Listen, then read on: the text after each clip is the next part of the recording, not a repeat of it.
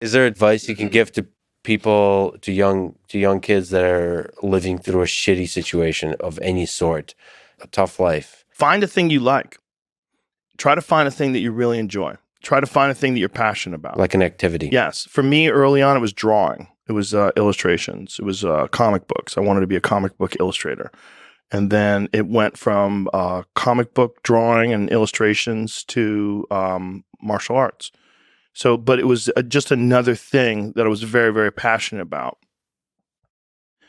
And that was my vehicle out of my dilemma. That was my vehicle out of my own anxiety and trauma and my own issues and insecurities. And find something.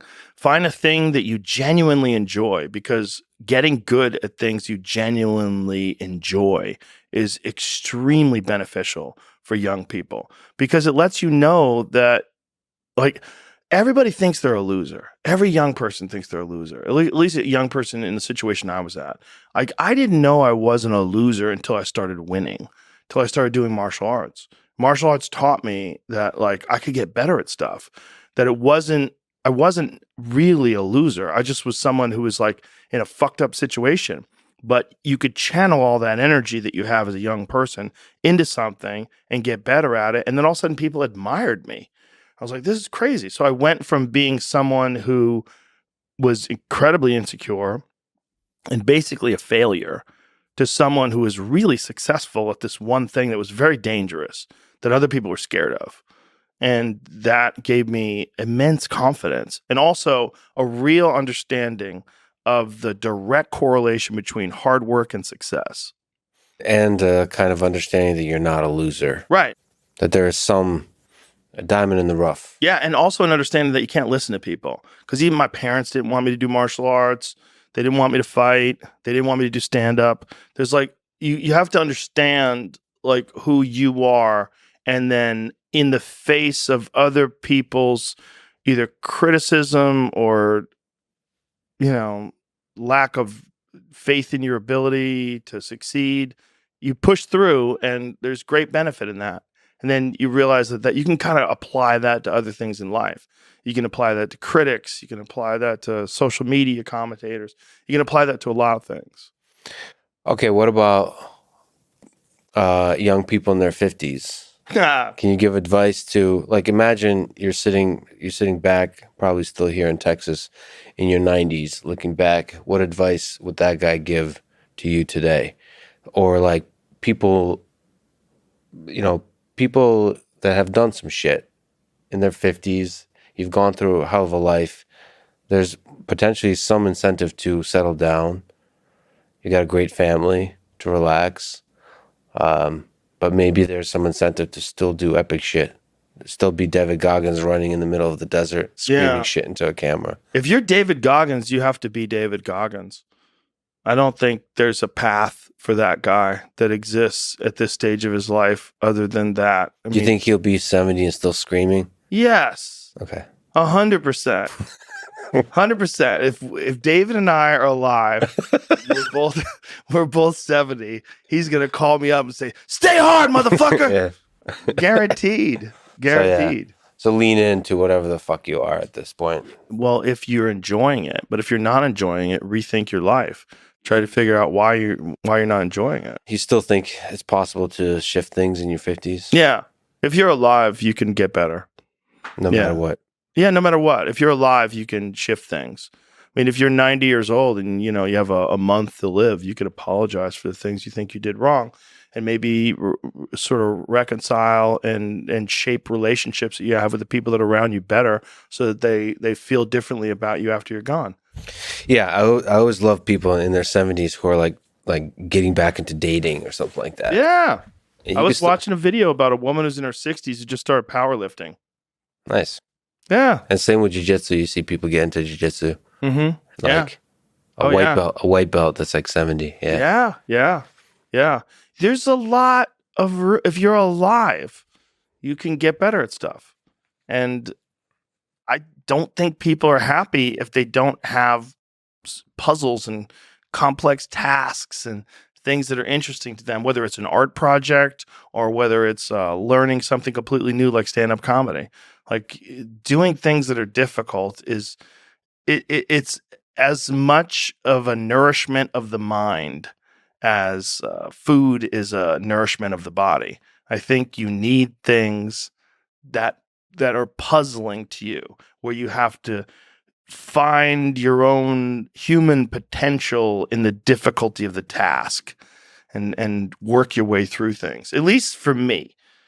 For me, I mean, I can only speak for me because I'm the only life that I've ever lived that I'm aware of.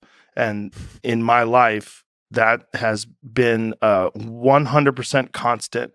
I am a very happy person, and I have never had a moment where I'm not doing difficult shit. Yeah. Ever. What matters most is how well you walk through the fires. You just keep starting fires for yourself to walk through. Well, they don't necessarily have to be fires, right? Because fires are like kind of out of control. Lukewarm Tasks. surfaces. Tasks. Give yourself something, an arduous, Yeah. difficult task where you're challenged mentally and challenged physically. One of the great things about being challenged physically is it's also mental. The people that don't understand that have never really been challenged physically. People that think that physical challenges are just just physical. It's just brute grunt work. It's not. It's emotional intelligence. It's understanding your desire to quit and conquering your inner bitch. All that stuff it's mental. It's playing out inside your head. And there's a mental strength that you acquire from that you can apply to intellectual pursuits. And the people that don't think that are the people that haven't attempted them. And there's an arrogance to people that only pursue intellectual exercises, only pursue intellectual things, and don't pursue anything physical. That the physical stuff is base, it's grunt work, it's primal, it's not necessary. I don't think that's accurate. I don't think that I mean, obviously there's people like Stephen Hawking who have no opportunity to do anything physical, right? His physical dilemma is was keeping his heart beating. But for most people, I think you can really benefit from physical struggle, and you benefit from it in a mental way. And I think that is overlooked. That's unfortunately overlooked by academics and intellectuals who they make excuses for why they're fat and lazy or scrawny. Well, they don't need to be. It's not even about the fat or all of that. It's like literally there's something about the physical challenge that's really good for you, especially if you're academic, especially if you do intellectual type stuff. There's this great roboticist at MIT, Russ Tedrick. He runs barefoot to and from MIT every day. I love it. Like 7 to 10 miles each way. Barefoot. Well, he studies legged locomotion, legged robots. Yeah. So for him, it's also interesting how the human body moves. He sees the beauty in all movement. What do his feet look like? Calloused. Destroyed, right? No, just calloused. They're nice. They form a nice.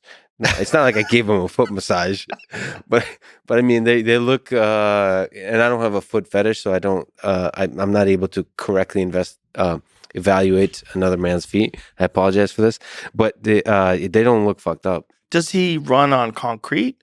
Yeah, he runs all surfaces, and he does everything completely barefoot. The running part at work. So one of the things he has to do is fit into society, which means he has to change clothes and appear normal. Right. So does he wear like zero shoes? Those no, he's barefoot not type shoes. No, because that's like very hippie, wokey type of thing. No, like he doesn't. He's barefoot when he's running, and then he wears like normal looking stuff, like dress shoes. How did he work his way up to running barefoot? So he was significantly overweight, and his advisor, this other famous person at MIT who was a roboticist, took his own life, and that made him. That made Russ face his own mortality. I think. I mean, you start to ask big questions about your well-being, like, holy shit, this ride can end at any moment. Yeah. And so he started taking his sort of physical well-being seriously. But as a result of that, not did he become like shredded, but he's also discovered the intellectual value, the humbling value of physical exercise. So he's not preachy about it at all. I actually rarely hear him advise it to anyone. He just does it as a almost like meditation or something like that. It's definitely a form of meditation, and you can attest to that, right? You do quite a bit of running. There's a thing about it. You kind of almost like a mantra gets formed, and you get into it. You know, it's great here in the Austin heat, 100-degree weather. That tests you. You know what I love to do outside? What's that? Pull sleds. That's my thing. I love to pull sleds outside. In the heat. Yeah, I did it today. Yeah. Yeah, I love it.